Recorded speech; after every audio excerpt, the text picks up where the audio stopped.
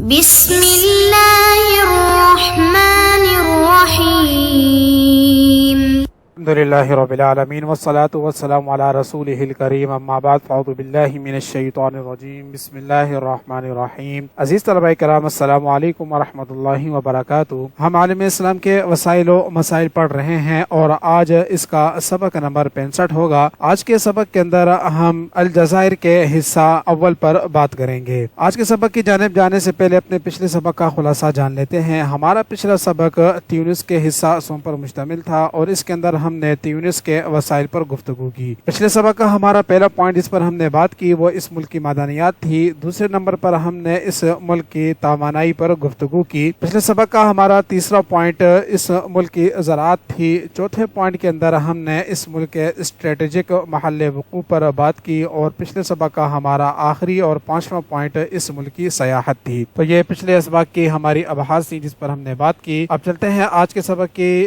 جانب اور جانتے ہیں کہ آج کے سبق کے اندر ہم کیا کچھ پڑھیں گے۔ اس کا سبق ہمارا الجزائر کے حصہ اول پر مشتمل ہے اور جیسا کہ آپ کو پتا ہے کہ پہلا حصہ ہمارا اس ملک کے تعارف پر ہوتا ہے، تو آج کے سبق کا ہمارا پہلا پوائنٹ اس ملک کا محل وقوع ہوگا۔ دوسرے پوائنٹ کے اندر ہم اس ملک کے جغرافیائی خدوخال پر بات کریں گے۔ آج کے سبق کا ہمارا تیسرا پوائنٹ اس ملک کا رقبہ ہوگا اور اسی طرح ہمارا چوتھا پوائنٹ اس ملک کی آبادی ہوگا اور آج کے سبق کا ہمارا سب سے آخری اور پانچواں پوائنٹ اس ملک کے اندر بولے جانے والی زبانوں سے متعلق ہوگا۔ چلتے ہیں آج کے سبق کے پہلے پوائنٹ کی جانب یعنی الجزائر کے محل وقوع کی جانب۔ سب سے پہلے اس ملک کی وجہ تسمیہ جان لیتے ہیں کہ فرانس نے اس ملک کو الجیریا کا نام دیا۔ یہ عربی لفظ الجزائر کی شکل ہے جس کے معنی جزیرہ یا جزیرے کے آتے ہیں۔ اس ملک کے محل وقوع پر بات کرتے ہیں۔ یہ ملک شمال مغربی افریقن ملک ہے۔ اس ملک کے پڑوسی ممالک کے اندر کون کون سے ممالک شامل ہیں؟ تو اس کے شمال میں بحیرہ روم ہے، مشرق کے اندر تیونس اور لیبیا واقع ہیں، جبکہ جنوب مشرق کے اندر اس کا پڑوسی ملک نائجر ہے، جنوب کے اندر مالی اس کا پڑوسی ملک ہے، مغربی صحارا اور موریتانیہ، جبکہ مغرب کے اندر اس کا ایک اور پڑوسی ملک مراکش ہے۔ یہ اس ملک کے پڑوسی ممالک۔ عزیز طلبہ کرام، اب آپ کے سامنے ایک نقشہ پیش کیا جا رہا ہے جس کے اندر ہم اس ملک کے محل وقوع کو مزید آسانی کے ساتھ سمجھنے کی کوشش کریں گے۔ عزیز طلبہ کرام، یہ آپ کے سامنے ایک نقشہ پیش کیا گیا ہے۔ یہ الجزائر ہے، جبکہ اس ملک کے شمال کے اندر بحیرہ روم واقع ہے۔ یہ جہاں کلسر چل رہا ہے یہ بحیرہ روم ہے۔ مشرق کے اندر اس ملک کے پڑوسی ممالک تیونس اور لیبیا ہیں۔ جنوب مشرق کے اندر اس ملک کا پڑوسی نائجر ہے اور اسی طرح جنوب کے اندر اس کا پڑوسی مالی ہے، جبکہ مغرب کے اندر اس کا ایک اور پڑوسی ملک مراکش یہ موجود ہے۔ تو اس طرح آج کے سبق کا ہمارا یہ پہلا پوائنٹ مکمل ہوا جس کے اندر ہم نے اس ملک کے محل وقوع پر بات کی۔ اب چلتے ہیں آج کے سبق کے اگلے پوائنٹ کی جانب جس کے اندر ہم اس ملک کے جغرافیائی خدوخال پر بات کریں گے۔ الجزائر رقبے کے لحاظ سے بر اعظم افریقہ میں سوڈان کے بعد دوسرا جبکہ دنیا کا 11واں بڑا ملک ہے۔ اس کی شرقاً غرباً لمبائی 2400 کلومیٹر یعنی 1500 میل اور شمالاً جنوباً چوڑائی 2100 کلومیٹر یعنی 1300 میل ہے۔ یہ شمالی افریقہ کے وسطی حصے افریقہ کوچک میں واقع ہے جسے خطہ اطلس بھی کہتے ہیں۔ ملک کا 85% رقبہ صحرائی ہے۔ مشرق سے مغرب کی جانب کو پھیلے ہوئے کوہ اطلس کے دو پہاڑی سلسلے الجزائر کو 3 قدرتی حصوں میں تقسیم کرتے ہیں۔ شمالی کوہ اطلس اور بحیرہ روم کے درمیان الجزائر کا ساحلی میدان ہے جو نہایت ہی زرخیز اور گنجان آباد ہے۔ اس ساحلی میدان کی آب و ہوا بحیرہ رومی ہے یعنی گرمیوں میں سخت گرمی اور سردیوں میں بارش کے سبب معتدل۔ الجزائر کا وسطی علاقہ سطح مرتفع ہے جو سطح سمندر سے 3000 فٹ یعنی 914 میٹر اونچا ہے۔ ملک کا جنوبی حصہ ایک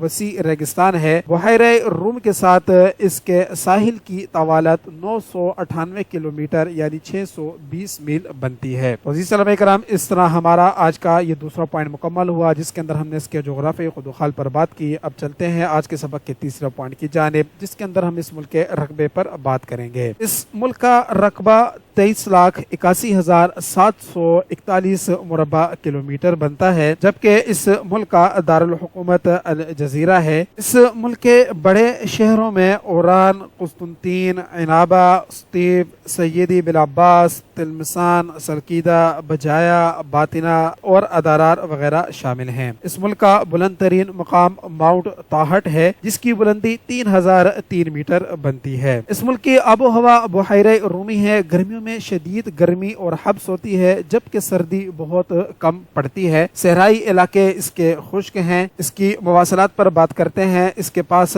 ریلوے کی 3973 کلومیٹر لمبی ریلوے لائن ہے۔ اس کے پاس 5 بین الاقوامی ہوائی اڈے ہیں۔ الجزائر، عنابہ اور وہران بڑی بندرگاہیں ہیں۔ ایئر الجزائر، ایئر مغرب، خلیفہ ایئر ویز، سہارن ایئر لائنز، تاثیلی ایئر لائنز اس کی بڑی فضائی کمپنیاں ہیں۔ عزیز طلبہ کرام، اس طرح آج کے سبق کا ہمارا یہ تیسرا پوائنٹ بھی مکمل ہوا، جس کے اندر ہم نے اس ملک کے رقبے پر بات کی۔ اب چلتے ہیں آج کے سبق کے اگلے پوائنٹ کی جانب، جس کے اندر ہم اس ملک کی آبادی کا جائزہ لیں گے۔ الجزائر میں متنوع اور کثیر الثقافتی آبادی ہے، جو اس کی طویل تاریخ کی عکاسی کرتی ہے۔ الجزائر شمالی افریقہ میں واقع ہے اور 43 ملین سے زائد افراد کا گھر ہے۔ الجزائر کی نسلی اور لسانی تنوع پر بات کرتے ہیں۔ الجزائر میں آبادی کی اکثریت تقریباً 99% مقامی بولنے والے ہیں اور عرب بربر یا بربر عرب کے طور پر شناخت کرتے ہیں۔ اصطلاح بربر سے مراد شمالی افریقہ کے مقامی لوگ ہیں، جو ہزاروں سال سے اس خطے میں آباد ہیں۔ الجزائر کے آباداتی رجحانات کا جائزہ لیتے ہیں۔ بہت سے ممالک کی طرح الجزائر میں مختلف شرح پیدائش، بڑھتی ہوئی آبادی اور نقل مکانی کے نمونوں کے نتیجے میں اہم آبادیاتی تبدیلیوں کا سامنا ہے۔ ملکی آبادی میں اضافے کی شرح پچھلی دہائی کے دوران مسلسل کم ہو رہی ہے۔ موجودہ سالانہ ترقی کی شرح تقریباً 1.8% ہے۔ اس کے علاوہ الجزائر میں اوسط عمر 29.9 سال ہے اور تقریباً 26% آبادی کی عمر 15 سال سے کم ہے۔ مزید برآں الجزائر کی تقریباً 70% آبادی شہری علاقوں میں رہتی ہے، جس میں سب سے بڑے شہر الجزائر اور قسطنطین شامل ہیں۔ مزید یہ کہ الجزائر کی آبادی پر خانہ جنگی کے اثرات کا جائزہ لیتے ہیں۔ 1991 سے 2002 تک الجزائر نے اسلام پسند گروپوں اور حکومت کے درمیان ایک وحشیانہ خانہ جنگی کا سامنا کیا ہے، جس کے نتیجے میں جانوں کا کافی نقصان ہوا اور آبادیوں کی نقل مکانی ہوئی۔ اگرچہ تنازعات کے اثرات کے بارے میں درست اعداد و شمار حاصل کرنا مشکل ہے، لیکن ایک اندازے کے مطابق 1 لاکھ سے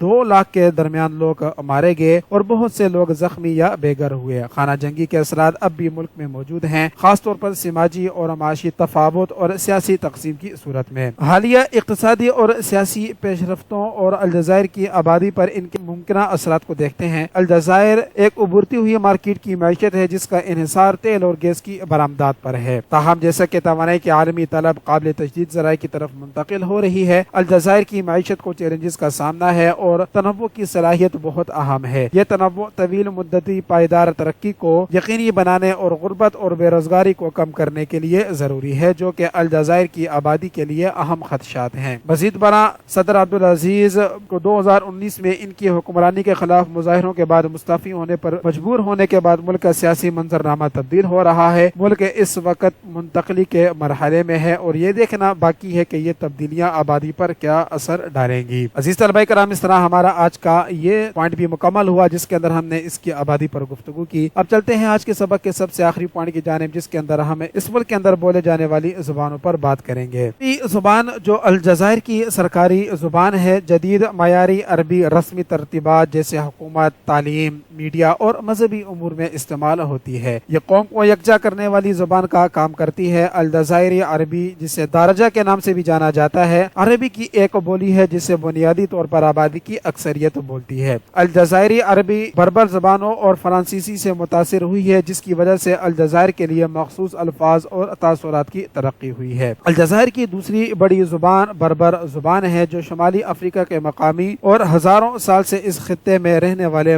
افراد بولتے ہیں۔ تماسائٹ، جسے بربر بھی کہا جاتا ہے، الجزائر میں سب سے زیادہ بولے جانے والی بربر زبان ہے۔ اس کی کئی الگ الگ بولیاں ہیں، جیسے کابیل، چاوی اور تواراگ وغیرہ۔ ہر ایک اپنی منفرد خصوصیات اور علاقائی تغیرات کے ساتھ بربر زبانیں بہت اہمیت رکھتی ہیں اور انہیں الجزائر کی شناخت، ثقافت اور ورثے کے ایک لازمی حصے کے طور پر دیکھا جاتا ہے۔ الجزائر کی تیسری بڑی زبان فرانسیسی زبان ہے، جو الجزائر میں لسانی اور تاریخی اعتبار سے اہم کردار ادا کرتی ہے۔ ہے۔ الجزائر 1830 سے 1962 تک 130 سال سے زائد عرصے تک فرانسیسی نو آبادیاتی حکمرانی کے تحت رہا۔ نتیجن ملک کی تعلیم یافتہ اشرافیہ اور نوکر شاہی کے ذریعے فرانسیسی زبان وسیع پیمانے پر بولی اور اپنائی گئی۔ آج فرانسیسی الجزائر میں ایک اہم زبان ہے، خاص طور پر کاروبار، انتظامیہ، تعلیم اور میڈیا میں۔ الجزائر کے بہت سے لوگ عربی اور فرانسیسی دونوں زبانیں بولتے ہیں اور فرانسیسی اکثر بین الاقوامی مواصلات اور سفارتکاری کے لیے استعمال ہوتی ہے۔ ان اہم زبانوں کے علاوہ الجزائر میں چھوٹی کمیونٹیز بھی ہیں جو دوسری زبانیں بولتی ہیں۔ مثال کے طور پر الجزائر کے یہودیوں کی کمیونٹیاں ہیں جو روایتی طور پر جوڈیو عربی بولتے ہیں، ایک